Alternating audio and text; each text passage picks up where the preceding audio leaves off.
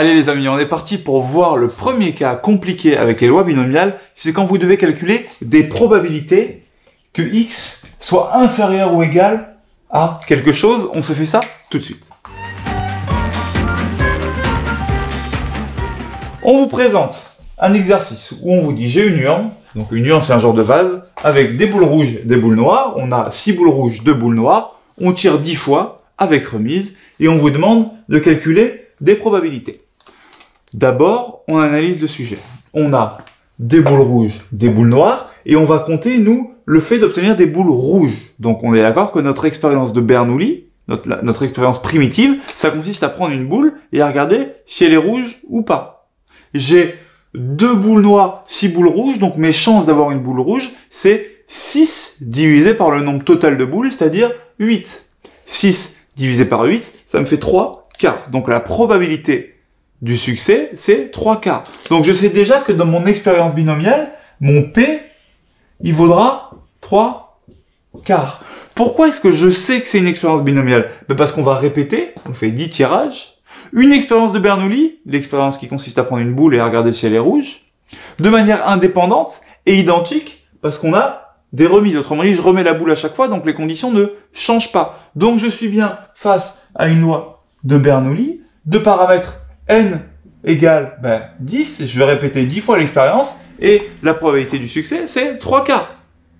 Maintenant que j'ai justifié que j'étais face à une loi de Bernoulli, je vais regarder la probabilité d'avoir au plus une boule rouge. Donc, vous l'avez vu dans la compétence d'avant, cette probabilité-là, qui est exprimée en français, il faut la transformer en maths. Donc, la probabilité d'avoir au plus une boule rouge, ça veut dire que le nombre maximal de boules que j'obtiens qui sont rouges, c'est 1. Du coup, le nombre de boules que j'ai, il est comment par rapport à 1? Il est plus petit, vu que le max, c'est 1. Donc moi, je cherche la probabilité que x soit inférieur ou égal à 1. Deux manières de le faire. La première, c'est de se dire, bon, finalement, la probabilité d'être inférieur ou égal à 1. Si je réfléchis en termes de possibilité de boules, soit j'ai 0 boule rouge, soit j'en ai une, soit j'en ai 2, soit j'en ai 3, et ainsi de suite, jusqu'à 10. Si je veux être inférieur ou égal à 1, c'est-à-dire ces deux possibilités-là, je vais calculer la probabilité pour x d'être égal à 0, donc cette probabilité-là, et je vais y ajouter la probabilité pour x d'être égal à 1. Et là, deux possibilités, soit vous les calculez avec la formule de fou furieux qui s'affiche là, soit vous la calculez en utilisant la fonctionnalité binôme FDP de la calculatrice qui vous permet de calculer une probabilité exacte. Et vous avez votre réponse. Moi, je vous dis, dans ces cas-là, ça se fait bien, mais qu'est-ce qui se passe dans ce cas-là? Par exemple, dans le cas où je vous demande au plus 4 boules rouges.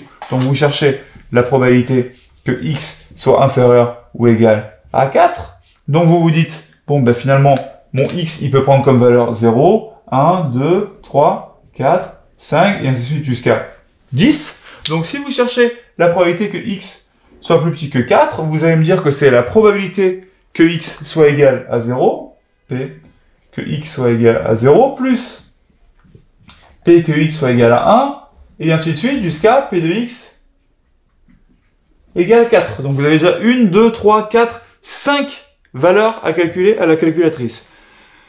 Maintenant, si on avait fait 200 tirages et que je vous demandais la probabilité que x soit plus petit que 137, est-ce que vous allez vraiment vous calculer 137 tirages à la main? Évidemment que non. La calculatrice, elle a une fonction qui vous permet directement de calculer cette valeur-là, et c'est la fonction binôme frep. Donc, binôme FDP, c'est la fonction qui permet de calculer la probabilité que x soit égal à 4, et binôme frep, c'est la probabilité que x soit inférieur ou égal à 4. Je vous montre comment on s'en sert rapidement. Pour utiliser la fonction binôme frep, vous allez faire comme pour utiliser la fonction binôme FDP, vous allez faire seconde et aller dans distribution. Deux distributions, vous descendez. Donc là, ma calculatrice à moi, elle est en anglais, mais c'est la même chose sur la vôtre.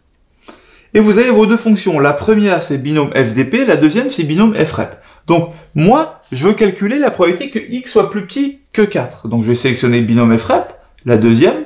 Je vais dire que mon nombre d'essais, c'est-à-dire combien de fois je vais tirer ma boule, c'est 10. La valeur de P, je la rends. Donc nous, on a dit que notre valeur de P, c'était tout simplement 3 quarts.